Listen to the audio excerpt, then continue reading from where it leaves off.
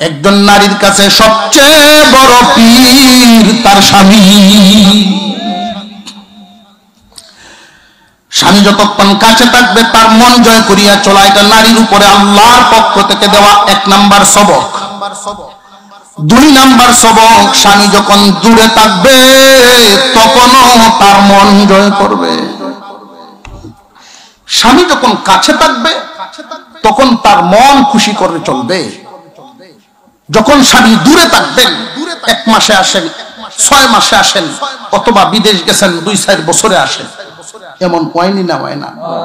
কাছে থাকা স্বামীর মন জয় করা 1 নাম্বার সবক। দূরে থাকা স্বামীর মন জয় করে চলা, এটা নারীর জন্য 2 নাম্বার সবক। কাছে থাকা স্বামীর মন জয় করা আচার আচরণ আদব কায়দার মাধ্যমে, দূরে থাকা স্বামীর মনটা জয় করে রাখবে 3টা কাজ করার মাধ্যমে। কাছে থাকা স্বামীর মন জয় করা সহজ, যেহেতু কাছে আছে। যেহেতু স্বামী কাছে নাই, দূরে থাকা স্বামীর মনটা কেমনে জয় করা? 3টা কাজ করার মাধ্যমে। এই 3টা কাজ যদি একজন নারী করতে পারে, দূরে থাকা স্বামীর মনটাও জয় হবে। 1 নাম্বার, স্বামী রেখে যাওয়া মালামালের হেফাজত। 2 নাম্বার, স্বামীর সন্তানাদির হেফাজত। 3 নাম্বার, স্বামীর রেখে যাওয়া ইজ্জতের হেফাজত। মালামালের হেফাজত, সন্তানাদির হেফাজত, ইজ্জতের হেফাজত। স্বামী 5 বছর পরে যদি বিদেশ থেকে আসে, রাত্রে খাওয়া দাওয়ার পরে যখন একসাথে একই বিছানায় 1 লেফের নিচে ঘুমাইতে যাবে, এর আগেই যখন হিসাব নিকাশ বুঝাইয়া দিবে, স্বামী হে এই পাঠাইছেন, এই রেখে গেছেন, এই আমি হেফাজত করছি। স্বামী বলবে এত টাকা হেফাজত কেমনে করলা? তোমরা কি খরচ করো নাই? হ্যাঁ খরচ করছি, তবে অপচয় করি নাই। মনে এক জিনিস চাইলেই এটা কিনি নাই, যখনই স্মরণ হইছে এই টাকার কারণে আমার আপনজন দূরে পড়ে আছে। কেমন আপনজন? 1 বিছানার মানুষ, 1 লেফের নিচে থাকলেওয়ালা আমার মানুষ, সেই মানুষ দূরে পড়ে আছে। এই টাকা তখন আর খরচ করতে মন চাইছে না। দূরে থাকা স্বামীর মন জয় হইবনি না? হইতো না। পরের দিন সকালে যখন স্কুল মাদ্রাসার খোঁজখবর নিয়ে দেখবে ছেলে মেয়ের চালচলনের অবস্থা বাড়িতে থাকলে যেমন হইতো এর চাইতে আরো ভালো আছে, তার মন খুশি হইবনি না? হইতো না। 3 নাম্বার, স্বামী বিবিকে যেইভাবে রাইখা গেছিলেন বাউন্ডারির ভিতরে, ওইভাবেই মাথায় কাপড় দিয়ে বাউন্ডারির ভিতরে আছে, বাহিরে গেছে না। ও বিবি 5টা বছর কন্ট্রোলে কেমনে থাকলা? বিবি জবাব দেয়, আপনি বাড়িতে থাকলে আমার যেমন চিন্তা, এর চেয়ে বেশি চিন্তা হলো বাড়িতে না থাকলে। বাউন্ডারির বাহিরে যদি কেউ আমাকে দেখে ফেলে, আল্লাহ তো নারাজ হবে নেই, মানুষেও বলা বলি করবে অমুকের বউ, অমুক গেছে গা বিদেশ, এই দেখো তার বউ বাইরে কাজ কাম করে। আপনার ইজ্জতের উপরে মানুষ আঙুল উঠাইবে, এই চিন্তায় মনে এক জিনিস চাইলেও আমি বাজারে গিয়ে কিনছি না। এইভাবে যদি কন্ট্রোল করে রাখতে পারে, স্বামী খুশি হইবনি না? হইতো না। দূরে থাকা স্বামীর মন জয় হবে 3টা কাজের মাধ্যমে। কোন নারী যদি চান আমার স্বামী বাড়িতে নাই, দূরে, উনার মনটা আমি কেমনে জয় করতাম, উনি যেন 3টা কাজ করেন। 1 নাম্বার মালামালের হেফাজত, 2 নাম্বার সন্তানাদির হেফাজত, 3 নাম্বার ইজ্জতের হেফাজত। এখন দেখা গেল স্বামী আইসে বাড়ি, আয়া মালামাল যা তৈয়া গেছি এদিক তো এলুমিলু লাগছে, ওই হেফাজত নাই, যা ভাট আইছি এইটাও শেষ। কারণ বেডি সপ্তাহে 4 বার যায় নবীগঞ্জ মার্কেটে, দোকানদাররা হবল হইছি নে ভাবিরে।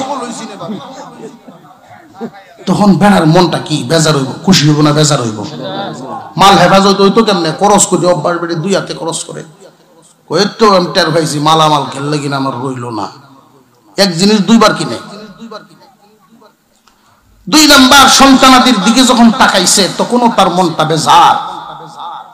সন্তানাদি রক্ষণাবেক্ষণ করবে একজন নারী, পুরুষ তো বাহির মেনটেন করবে। সন্তানাদি কখন ঘরে আইলো, কখন থেকে বের হইলো, এই খবরটা রাখবো পুরুষ না নারী? নারী। একজন মহিলা যদি ইচ্ছা করেন যে আমার মেয়েকে ভিন্ন কোনো ছেলের সাথে কথা বলতে দিব না, মোবাইল ব্যবহার করতে দিব না, এই মেয়েটা প্রেম করার সুযোগ পেত না। মহিলার কন্ট্রোল বহুত গুরুত্বপূর্ণ। বেটা বিদেশ তো আয়া দেখে মেয়েরা ছেলেরা চলাফেরা, ছেলের মাথা বাঘে কাবলা দিতে হয়েছে, সাপ যে দিছে, ফ্যান ফিনতে টুকরা টাকরা নাই সিরা বিরা, তখনই বুঝছে রে আমার জিহুতের তো চলাফেরা ভালো না, মালেরও হেফাজত নাই, সন্তানাদিরও হেফাজত নাই, ইজ্জতের হেফাজত কি পরিমাণ হয়েছে। ওমা বেটি টাচ মোবাইল, রান্না ঘরও গেলেও সাথে লইয়া যায়, গুসুলখানাত গেলেও সাথে লইয়া যায়, রাত্রে ঘুমাইলেও একলা কিতাব চালায়, বেটার মন তো বেজার। এই পরিস্থিতি যদি দেখা দেয়, নারী যদি তার সবক পালন না করে, আল্লাহ দেওয়া সবক কি, কাছে থাকা স্বামী হোক দূরে থাকা স্বামী হোক, স্বামী কাছে থাকুক আর দূরে থাকুক, তার মন জয় করাই নারীর কাজ। সবক যদি পালন না করে ঝগড়ায় দেখা দিবনি না দিত না। এমত অবস্থায় আল্লাহ পাকের পরামর্শ, যদি গন্ডগোল দেখা দেয়, বেলাই না নারীকে তুমি লাইনে কেমনে আনবা, এই পদ্ধতিটাও আল্লাহ শিক্ষা দিচ্ছেন। মনে করেন আপনার বিবি আপনার মর্জি মাফিক চলতেছে না, আপনি চান যেমনে সে চলতেছে না তেমনে, তাহলে মন খারাপ হইবনি না হইতো না, তর্কাতর্কি ঝগড়া বিবাদ হইতো পারে। এই ঝগড়া মীমাংসা কেমনে করন, এই পদ্ধতিটা আল্লাহ বাতলায় দিচ্ছেন। আমরা বেশিরভাগ ওই যে একটু আগে প্রথমেই বলছিলাম, তালাক সংগঠিত হচ্ছে বেশি বর্তমান, অতীতের চাইতে বর্তমানে তালাকের পরিমাণ বেড়েই চলছে। কারণ আমরা সংসার পরিচালনার ক্ষেত্রে মীমাংসার পদ্ধতিটা নিজে আবিষ্কার করে ফেলি, কোরআনে দেওয়া বর্ণিত আবিষ্কার করি না, কোরআনে দেওয়া বর্ণিত পদ্ধতিতে চলি না। আগুন এক জায়গায় লাগলে পানি ডাললে নিবানো লাগে, দেখতে কেরোসিন পানির মতো, কেরোসিন দেখতে পানির মতো মনে করে যদি কেউ ঢাইলে দেয়, নিব না আরো জ্বলবো। واللاتي تخافون نشوزهن فعظوهن واهجروهن في المضاجع واضربوهن। এই আয়াতের মধ্যে আল্লাহ পাক তিনটা সবক দিলেন সংসারের ঝগড়া মীমাংসা করার জন্য, বিবির লাইনে আনার জন্য, তোমার মর্জি মাফিক তারে বানানোর জন্য তিনটা পদ্ধতি। এক নাম্বার সবক, এক নাম্বার পদ্ধতি, তারে ওয়াজ করিয়া বুঝাও। তোমার বিবি তোমার মর্জি মাফিক চলতেছে না, তুমি যেমন চাইতেছো এমন হইতেছে না, তাই বলে তার সাথে তুমি যা ইচ্ছা তা করতে পারবা না। কোরআন কি বলে সেটা দেখো, কারণ আগে আমরা আমাদের পরিচয়টা নির্ধারণ করেছি, আমরা মুমিন মুসলমান। মুমিন মুসলমান নিজের মর্জি মাফিক কিছু করতে পারে না, কোরআন সুন্নাহ মতো করবে।